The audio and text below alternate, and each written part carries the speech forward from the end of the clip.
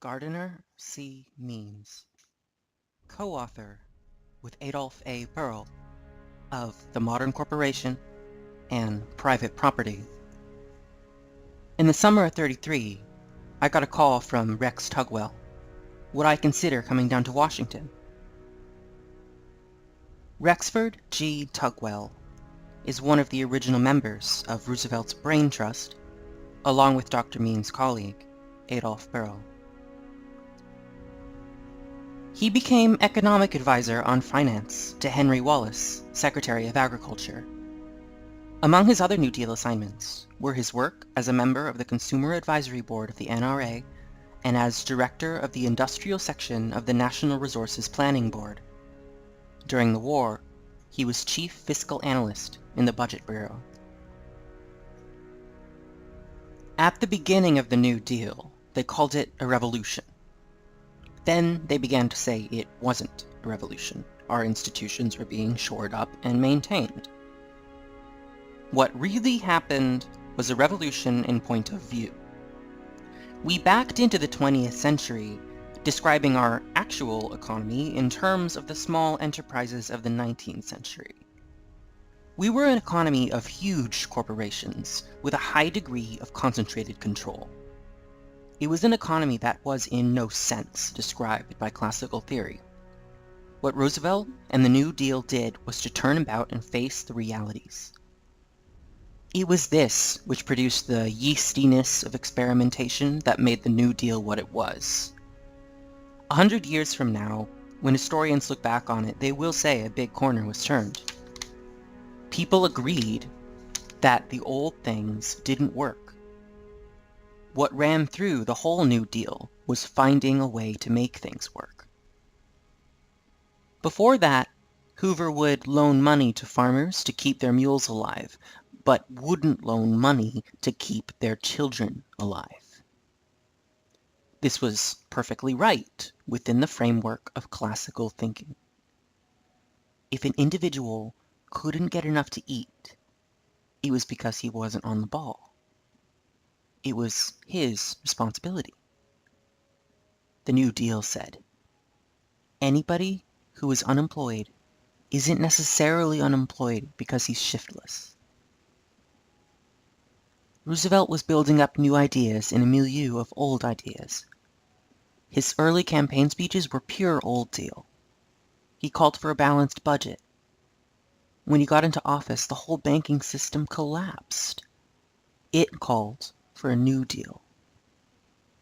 I was never told what to do at any time during those early days. I made my own way. We had meetings that would run into the early morning. A dozen of us sitting around the table thrashing out problems.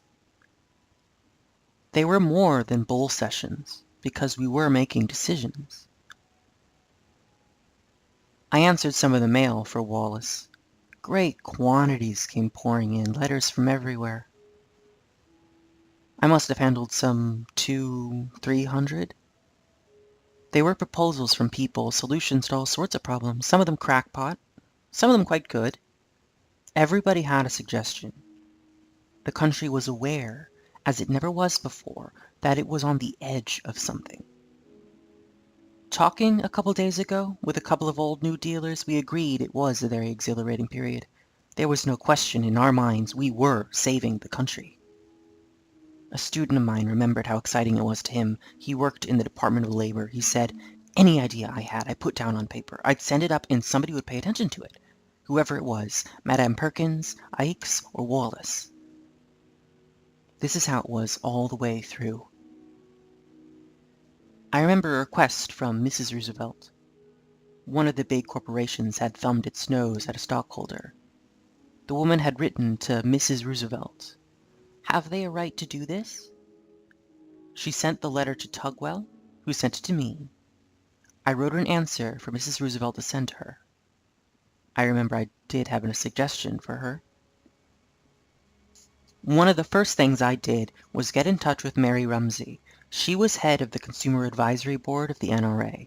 It was she who sold Roosevelt on the idea of having the consumer represented. The first thing she did when we met was take me down to her limousine. She was Averell Harriman's sister, and had her chauffeur drive us up and down the countryside as we talked. We spent all morning talking about the needs of the consumer, about his protection. She was very perceptive. Another thing I remember, I brought Leon Henderson into the NRA. We sent him up to discuss some problems with General Hugh Johnson, the chief. He was a blustery, flamboyant person. As Henderson started to talk, Johnson began to ride all over him. Leon swore back at him and pounded the table. Johnson loved it and made him his assistant. This was the kind of climate in Washington at the time, highly personal and highly charged. The NRA was one of the most successful things the New Deal did. It was killed when it should have been killed. But when it was created, American business was completely demoralized. Violent price cutting and wage cutting. Nobody could make any plans for tomorrow. Everybody was going around in circles. The NRA changed the attitudes of business and the public. It revived belief that something could be done. It set a floor on prices and on wages. Pressures had been coming from businesses to get free of the antitrust acts and have business run business. Pressure was coming from labor for a shorter work week to spread jobs. It was a whole institutional matter. Roosevelt put the two together. Mary Rumsey brought in consumers' rights. So there were 3 advisory boards: business, labor, and consumer. Codes of behavior were set up. You couldn't sell below cost. Labor got collective bargaining rights. It was, in a sense, a prelude to the Wagner Act. The wage increases were worked out between business and labor. Most important, laissez-faire in the 19th century manner was ended. The government had a role to play in industrial activity. We didn't move into a fascist kind of governmental control because we continued to use the market mechanism. In the 2 years of the NRA, the index of industrial production went up remarkably. Things had been going downgrade, worse, worse, worse. More than anything else, the NRA changed the climate. It served its purpose. Had it lasted longer, it would not have worked in the public interest, although toward the end the consumer group was making progress.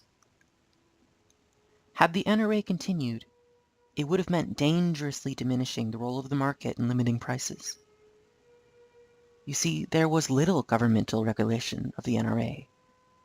The government handed industry over to industry to run, and offered some minor protection to others in the form of the labor and consumer advisory boards. Industry became scared of its own people. Too much power was being delegated to the code authorities.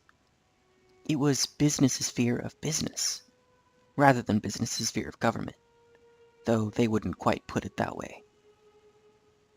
You might say NRA's greatest contribution to our society is that it proved that self-regulation by industry does not work.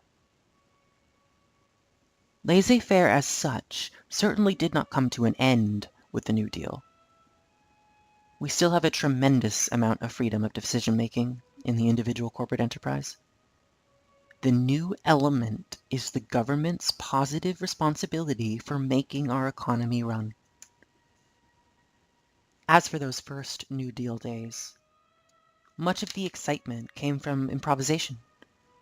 Nothing was fully set in the minds of the people there. They were open to fresh ideas, always.